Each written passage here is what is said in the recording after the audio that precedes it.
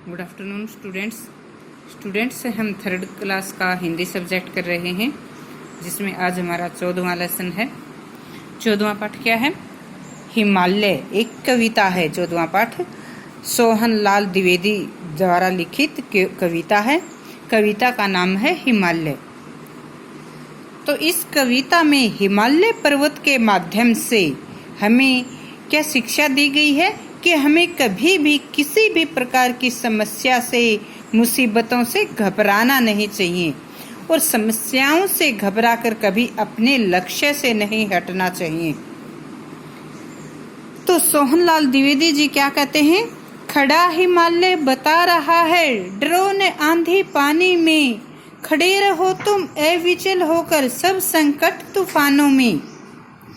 कि हिमालय हमें क्या शिक्षा देता है? खड़ा हुआ हिमालय पर्वत हमें ये शिक्षा दे रहा है, हमें ये संदेश दे रहा है कि कभी भी तूफानों, आंधी, पानी मतलब जो बाढ़ आती हैं, तूफान आते हैं, तो पर्वत जिस प्रकार से तूफानों में और बाढ़ में भी अपने स्थान पर अडिग रहता है, उसी प्रकार से मनुष्य को शिक्षा देता है, संदेश देता है कि हे मनुष्य, तुम भी इसी प्रकार से अपने जीवन रूपी पथ पर चलते हुए कभी भी किसी समस्या से मत घबराओ।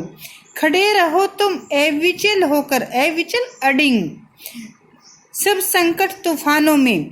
जीवन में आने वाली हर समस्या को तुम सामना करो, तुम अपने लक्ष्य पर अडिग रहो। अपने लक्ष्य को, ये नहीं कि आप अगर ये कहें कि मुझे तो ये काम करना है और फिर देखें नहीं भाई ये ऐसे कोई समस्या आ गई, अब हम ये ऐसा नहीं करेंगे। तो समस्या का समाधान करो, समस्या से डर कर अपने लक्ष्य को, अपने उद्देश्य से मत हटो, बल्कि उस समस्या का समाधान करो। डिगो न अपने प्रण से तो तुम सब कुछ पा सकते हो प्यारे, तुम भी ऊंचे उठ सकते हो, छू सकते हो नभ के तारे। ए मनुष्य, यदि तुम अपने प्रण से, अपने वचन से नहीं डिगोगे, जीवन में आप जो कुछ लक्ष्य बनाएंगे कि मुझे ये काम करना है, मुझे ये बनना है, तो यदि आप अपना कोई दृढ़ संकल्प करेंगे और यदि उस पर कायम रहेंगे, मुसीबतों से घबराकर अपने संकल्प को नहीं छोड़ेंगे, तो आप भी जीवन में सफल हो सकते हैं।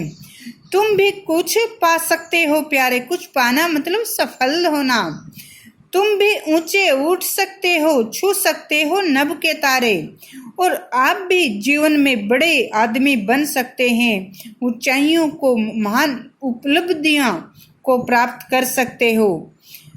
बच्चों, आप किसी भी महान व्यक्ति की जीवनी अगर पढ़ेंगे, उनके जीवन के बारे में जानेंगे, तो कोई व्यक्ति इतनी आसानी से महान प्रसिद्ध नहीं हुआ है। उनको भी जीवन में किसी न किसी प्रकार की समस्याओं का सामना करना पड़ा है और वे उन समस्याओं में अडिग रहे हैं, घबराए नहीं। तभी आज वो एक जाने माने पहचान बने हैं कि जिनका इतिहास में नाम रहा है, जो पूरे संसार में जाने जाते हैं। तो यदि आप भी अपने लक्ष्य से नहीं हटोगे, तो आप भी जीवन में अच्छे ऊंचाइयों को प्राप्त करना, मतलब ये नहीं कि ऊंचे उठकर आकाश के तारे छू सकते हैं। ऊंचाइयों को प्राप्त करना मतलब सफल होना, जीवन में कुछ बड़ा काम करना।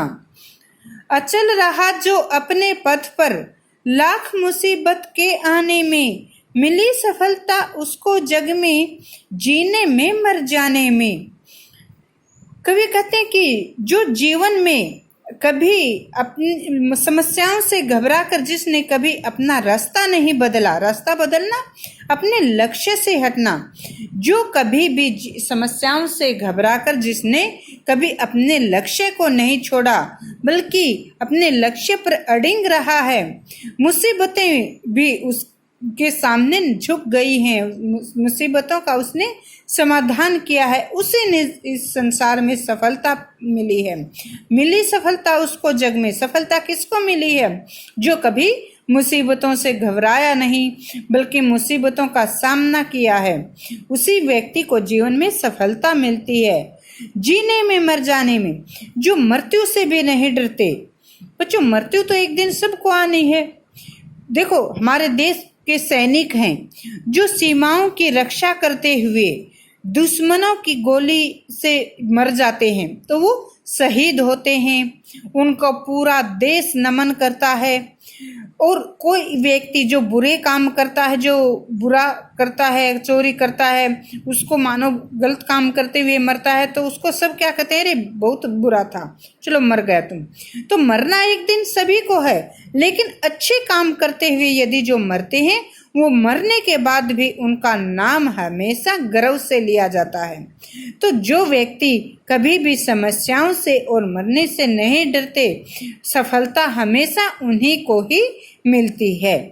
तो इस कविता के माध्यम से सोहनलाल द्विवेदी जी ने हमें क्या शिक्षा दी है कि कभी भी समस्याओं से घबराना नहीं चाहिए, कभी भी संकटों से डरकर हमें अपने लक्ष्य को नहीं छोड़ना चाहिए।